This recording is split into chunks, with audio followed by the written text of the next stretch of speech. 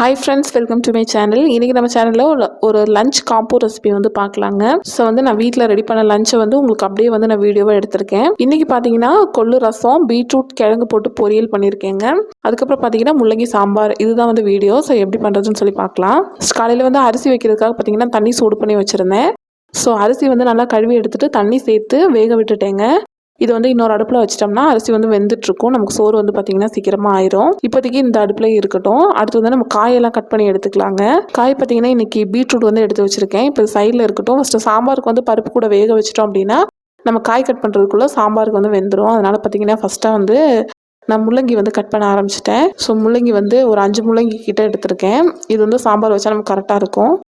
இப்போ தோல் வந்து நம்ம சீவி எடுத்துக்கலாம். சைடெலாம் கட் பண்ணிவிட்டு தோல் வந்து சீவிக்கலாங்க. காலையிலே வந்து வேலை வந்து பார்க்கும்போது கொஞ்சம் கரெக்டாக பிளான் பண்ணி பண்ணோம்னா நமக்கு டைம் இருக்கும். இல்லைனா ஒன்று செய்கிறதுக்கும் இன்னொன்று செய்யாததுக்கும் வந்து நமக்கு டைம் இல்லாமல் போயிடும். அதனால தான் ஸோ தோல்லாம் வந்து ஃபஸ்ட்டு சீவி எடுத்துக்கிறேன். எல்லா முள்ளங்கியும் பார்த்தீங்கன்னா தோல் சீவி எடுத்துட்டேங்க. அடுத்து வந்து முள்ளங்கியை கட் பண்ணி எடுத்துக்கலாம். நான் பார்த்தீங்கன்னா இந்த மாதிரி 2ஆக கட் பண்ணிவிட்டு இப்படி அந்த பாதி நிலாவோட ஷேப் வரும்ல, அந்த மாதிரி தான் வந்து எப்போது கட் பண்ணி போடுவேன். ஒவ்வொருத்தர் வந்து ஒவ்வொரு மாதிரி கட் பண்ணிக்குவாங்க. ஸோ வந்து நான் இதே மாதிரி வந்து எல்லா முள்ளங்கியும் பார்த்தீங்கன்னா கட் பண்ணி எடுத்துக்கிறேன். பாருங்கள், எல்லா முள்ளங்கியும் வந்து நான் கட் பண்ணி எடுத்துட்டேன். இப்போ இதை எடுத்து தண்ணியில் போட்டு வச்சுட்டு நம்ம பருப்பை வந்து வாஷ் பண்ணிட்டு வந்துடலாம். ஸோ தண்ணியில் சேர்த்துட்டேன், இது இருக்கட்டும். அடுத்து பருப்பு எடுத்துக்கிறேன். இதுக்கு பார்த்தீங்கன்னா நான் வந்து ஒரு 1/2 கப் அளவுக்கு பார்த்தீங்கன்னா பருப்பு எடுத்துக்கிறேங்க. பாருங்கள், இந்த பருப்பு வந்து சரியாக இருக்கும். இப்போ இதில் வந்து தண்ணி சேர்த்துக்கலாம். தண்ணி சேர்த்து ஒரு 3-4 டைம் வந்து பார்த்திங்கன்னா நல்லா வந்து வாஷ் பண்ணி எடுத்துக்கலாம். இந்த பருப்பு மேலெல்லாம் பார்த்திங்கன்னா நிறைய அழுக்கு இருக்கும். அதனால தான் பாருங்கள், இந்த மாதிரி நல்லா பிசைஞ்சு வந்து கழுவி எடுத்துக்கலாங்க. 3-4 டைம் கழுவிக்கலாம். இப்போ கழுவி எடுத்துகிட்டு வந்துட்டேன். இப்போ வந்து இந்த முள்ளங்கியை வந்து கழுவி இதில் சேர்த்துக்கலாங்க.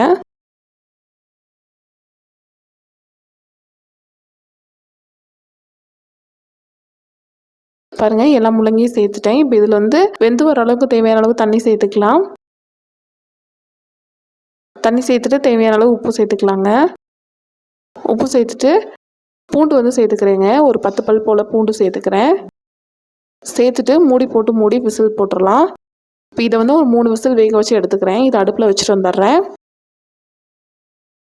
நான் பார்த்தீங்கன்னா இன்றைக்கி பீட்ரூட் கூட வந்து உருளைக்கிழங்கு போட்டு தான் வந்து செய்ய போகிறேன். இப்படி செஞ்சு பாருங்கள், சூப்பராக இருக்கும்.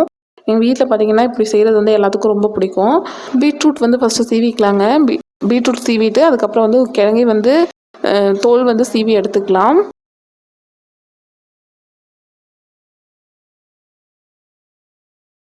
பீட்ரூட் வந்து 3ஐயும் வந்து இந்த மாதிரி தோல் சீவி எடுத்துட்டேன். இனி உருளைக்கிழங்கையும் வந்து தோல் சீவி எடுத்துட்டு நம்ம வந்து அப்புறமா கட் பண்ணிக்கலாம். பீட்ரூட்டை வந்து நல்லா வாஷ் பண்ணிவிட்டு கட் பண்ணி எடுத்து வச்சுட்டு அதுக்கப்புறம் வந்து உருளைக்கிழங்கை வந்து கட் பண்ணிவிட்டு தண்ணியில் போட்டு வச்சோம்னா சரியாக இருக்கும். ஸோ வந்து காலையிலே வந்து சீக்கிரமாக செஞ்சால் தான் சீக்கிரமாக வந்து வேலையை முடிக்க முடியும். அதனால் பார்த்திங்கன்னா கொஞ்சம் சீக்கிரமாக தான் செஞ்சாகணும்.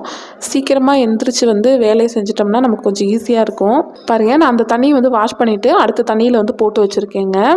அந்த தண்ணியை ஊற்றிட்டு வேறு தண்ணி ஊற்றி வச்சுருக்கேன். இப்போ வந்து நம்ம காயை கட் பண்ணிக்கலாம்.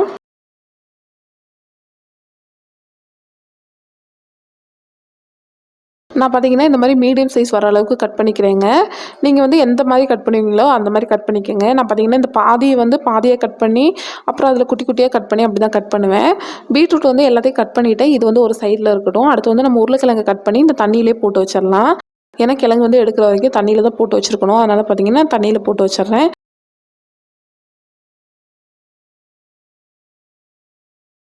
இந்த மாதிரி வந்து பார்த்திங்கன்னா குட்டி குட்டியாகவே கட் பண்ணி வந்து போட்டு வச்சுருக்கேன். கொள்ளு பார்த்திங்கன்னா ரசத்துக்காக ஊற வச்சுருந்தேங்க. ஊற வச்சுட்டு கொள்ளை வந்து தாளிச்சிடலாம் அப்படின்னு சொல்லிட்டு தான் வந்து ஊற வச்சுருந்தேன். ஸோ அடுத்து பார்த்திங்கன்னா இதை வந்து நல்லா வாஷ் பண்ணி எடுத்துடலாங்க. வாஷ் பண்ணி ஊற்றிட்டு வந்துடுறேன். அடுத்து தண்ணி சேர்த்து இதை வந்து வேக வச்சு எடுத்துடலாம். தேவையான அளவு உப்பு சேர்த்துக்கோங்க. குக்கர் மூடி விசில் போட்டு இது ஒரு 6-7 விசில் வச்சோம்னா நல்லா வெந்து வந்துடும். இது வந்து வேற ஒரு அடுப்பில் வச்சிட்றேன். இங்கே பார்த்தீங்கன்னா முள்ளங்கி வந்து நல்லா வெந்துருச்சுங்க, பருப்பு கூட போட்டது. இப்போ இதில் தேவையான அளவு தண்ணி சேர்த்துக்கலாம். தண்ணி சேர்த்துட்டு மிளகாய்த்தூள் வந்து சேர்த்துக்கலாங்க. இது வந்து வீட்டிலேயே அரைச்ச குழம்பு மிளகாய்த்தூள் தான். நான் வந்து ஒரு 2 ஸ்பூன் அளவுக்கு சேர்த்துருக்கேங்க. இது சரியாக இருக்கும். சேர்த்துட்டு நல்லா அந்த மாதிரி கலந்து விட்டுட்டு இதை எடுத்து இன்னொரு அடுப்பில் வச்சிட்றேங்க. இது வந்து மிளகாத்தூளோட பச்சை வாசம் போன பின்னாடி நம்ம வந்து தாளித்து வந்து சேர்த்துக்கலாம். அடுத்து ஒரு கடாய் வச்சுருக்கேங்க. இந்த கடாயில் பார்த்தீங்கன்னா ஒரு 3 டேபிள் ஸ்பூன் அளவுக்கு பார்த்தீங்கன்னா நான் எண்ணெய் சேர்த்துக்கிறேங்க. 1 ஸ்பூன் அளவு கடுகு சேர்த்துக்கலாம். 1/2 ஸ்பூன் அளவுக்கு சீரகம் சேர்த்துக்கலாங்க. 10 போல் பூண்டு வந்து இந்த மாதிரி இடித்து வச்சுருக்கேன். இதையும் சேர்த்துக்கலாம். ஒரு பெரிய சைஸ் வெங்காயம், ஒரு 2 பச்சை மிளகாய், ஒரு கொத்து கருவேப்பிலை சேர்த்துக்கலாங்க. சேர்த்துட்டு இந்த மாதிரி நல்லா வதக்கி விட்டுக்கலாம். அதுக்கப்புறமா இதில் நம்ம நறுக்கி எடுத்து வச்ச பீட்ரூட் வந்து சேர்த்துக்கலாங்க. பீட்ரூட் சேர்த்த பின்னாடி நம்ம நறுக்கி வச்ச உருளைக்கிழங்கையும் சேர்த்துக்கலாங்க. உருளைக்கிழங்கு சேர்த்துட்டு நல்லா வந்து வதக்கி விட ஆரம்பிச்சிடலாம். குழந்தைங்களுக்கு பார்த்தீங்கன்னா இது வந்து காரம் இல்லாமல் செஞ்சு கொடுத்தீங்கன்னா நல்லா சாப்பிடுவாங்க. நமக்கு உருளைக்கிழங்கு கூட மசிச்சு இந்த காயை வந்து கடிக்க வச்சு சாப்பிட்டு அப்படியே வந்து சாப்பிட கொடுத்துக்கலாம். அடுத்து தேவையான அளவு உப்பு சேர்த்துடலாங்க. உப்பு சேர்த்துட்டு நல்லா கலந்து விட்டுக்கோங்க. நல்லா இந்த மாதிரி கலந்து விட்டுட்டே இருங்க. ஒரு 3 நிமிஷம் நல்லா இந்த மாதிரி வந்து எண்ணெயிலே கலந்து விட்ட பின்னாடி வெந்து வர்றதுக்கு தேவையான அளவு தண்ணி வந்து சேர்த்துக்கலாங்க. தண்ணி சேர்த்துட்டு இதை வந்து வேக விட்டுறலாம். பாருங்க, நான் தண்ணி சேர்த்துருக்கேன். தண்ணி சேர்த்து வேக விட்டுருக்கேன். இது வந்து நல்லா வெந்து வரட்டும். இப்போ இதை எடுத்து நான் அப்படியே பக்கத்தில் அடுப்பில் வச்சிடுறேங்க. அதுக்குள்ளே பார்த்தீங்கன்னா சாம்பார் வந்து நல்லா கொதிச்சிருச்சுங்க. இப்போ இதுக்கு வந்து நம்ம தாளித்து ஊற்றிக்கலாம். அதுக்காக பார்த்தீங்கன்னா அடுப்பில் வந்து ஒரு கடாய் வச்சுருக்கேங்க. இப்போ இதில் ஒரு 2 டேபிள் ஸ்பூன் அளவுக்கு எண்ணெய் சேர்த்துக்கலாம். எனக்கு 3 அடுப்பு இருக்கிறதுனால ரொம்ப ஈஸியாக இருக்குங்க காலையில் சமைக்கிறதுக்கு. நான் எல்லாத்துலேயும் ஒவ்வொன்று வச்சு பார்த்தீங்கன்னா ஒரு அரை மணி நேரம், மேக்ஸிமம் பார்த்தீங்கன்னா 1 மணி நேரத்துக்குள்ளே வந்து காலையில் சாப்பாடு வந்து வேலை முடிஞ்சிருங்க. லஞ்சோட வேலை வந்து பார்த்தீங்கன்னா முடிஞ்சிரும். இதில் வந்து 2 கொத்தளவுக்கு கருவேப்பிலை சேர்த்துக்கிறேங்க. ஒரு வெங்காயம் சேர்த்துருக்கேங்க. சேர்த்து நல்லா வதக்கி விட்டுக்கலாம். வெங்காயம் நல்லா இந்த மாதிரி வதக்கி வந்த பின்னாடி இதில் வந்து ஒரு தக்காளி சேர்த்துருக்கேங்க. தக்காளி வந்து எண்ணெயிலே நல்லா இந்த மாதிரி வதக்கி விட்டுறலாம். நீங்கள் தக்காளி இந்த மாதிரி எண்ணெயிலே வதக்கி செய்யும்போது சாம்பார் பார்த்தீங்கன்னா இன்னும் நல்லா டேஸ்ட்டாக இருக்குங்க. நம்ம வேக வைக்கும்போது பார்த்தீங்கன்னா குக்கர்லேயே வந்து வெங்காயம் தக்காளியெல்லாம் கட் பண்ணி போட்டு வேக வைப்போம் சாம்பாருக்கு. அப்படி பண்ணாமல் நீங்கள் இந்த மாதிரி பண்ணி பாருங்க. இது வந்து இன்னும் டேஸ்ட்டாக இருக்கும். ஸோ வெங்காயத்தையும் பார்த்தீங்கன்னா தக்காளியும் இந்த மாதிரி வந்து நல்லா வதக்கி விட்டுக்கலாங்க. தக்காளி வந்து கொஞ்சம் ஓரளவுக்கு நல்லா மசிஞ்சு வர அளவுக்கு நல்லா இந்த மாதிரி வதக்கி விட்டுட்டு வேக வச்சு வச்சுருக்க முள்ளங்கி பருப்பு இதை வந்து சேர்த்துடலாங்க. சேர்த்துட்டு மீடியம் ஹீட்டில் வச்சுட்டு ஒரு 2 நிமிஷம் கொதிய விட்டுட்டு அடுப்பை வந்து ஆஃப் பண்ணிடலாம். ஒரு தடவை வந்து இந்த மாதிரி நல்லா கலந்து விட்டுடலாம். உப்பு வந்து செக் பண்ணிக்கலாங்க. உப்பு வந்து சரியாக இருக்குதான்னு பார்த்துக்கோங்க. இது கொஞ்சம் வந்து தண்ணியாக இருக்கிற மாதிரி இருக்குது. ஆனால் வந்து பருப்பு நல்லா கரைஞ்சிருச்சு. அதனால் பார்த்தீங்கன்னா நம்ம அப்படியே விட்டுட்டோம்னா நம்ம அடுப்பை ஆஃப் பண்ண பின்னாடி பார்த்தீங்கன்னா சாம்பார் வந்து இன்னும் திக்காயிரும். கொஞ்சமாக வந்து கொத்தமல்லி தழை வந்து நறுக்கி சேர்த்துக்கலாங்க. சேர்த்துட்டு ஒரு தடவை இந்த மாதிரி கலந்து விட்டுட்டு அடுப்பு வந்து ஆஃப் பண்ணிடலாம். ஸோ பீட்ரூட் பொரியல் பார்த்தீங்கன்னா இங்கே சூப்பராக தயாராகிருச்சுங்க. தண்ணியெல்லாம் நல்லா சுண்டின பின்னாடி எண்ணெய் வந்து பிரிஞ்சு நிற்கும். அந்த எண்ணெயிலே பார்த்தீங்கன்னா ஒரு 2-3 நிமிஷம் நல்லா வந்து இந்த மாதிரி பிரட்டி எடுத்துக்கோங்க. கடைசியாக வந்து இது கொத்தமல்லி தழை சேர்க்கக்கூடாது. அதனால் பார்த்தீங்கன்னா நம்ம கருவேப்பிலை வந்து ஒரு கொத்து வந்து இந்த மாதிரி பிச்சு போட்டுட்டு இது வந்து அடுப்பு ஆஃப் பண்ணிவிட்டு இறக்கி சைடில் வச்சிடலாம். அடுத்து வந்து கொள்ளு ரசத்துக்கு வந்து ரெடி பண்ணிக்கலாங்க. ஒரு மிக்ஸி ஜாரில் 1 ஸ்பூன் சீரகம் சேர்த்துக்கலாம். 1 ஸ்பூன் மிளகு சேர்த்துக்கலாங்க. 1/4 ஸ்பூன் போல் வெந்தயம் சேர்த்துக்கலாம். இதெல்லாம் சேர்த்துட்டு ஒரு தடவை வந்து மிக்சியில் அரைச்சி எடுத்துக்கலாம். இப்போ இதில் 2 தக்காளி சேர்த்துக்கலாங்க. ஒரு 10 பல் போன்ற பூண்டு சேர்த்துக்கலாங்க. சேர்த்துட்டு இதையும் வந்து நம்ம நல்லா வந்து அரைச்சி எடுத்துக்கலாம். கொள்ளு வேக வச்ச தண்ணியை பார்த்தீங்கன்னா நான் இதில் வந்து வடித்து சேர்த்துக்கிறேங்க. கொள்ளு பருப்பு பார்த்தீங்கன்னா நம்ம வந்து தாளிச்சிக்கலாம், இல்லைனா குழம்பு வச்சுக்கலாம், என்ன வேணாலும் பண்ணிக்கலாம்.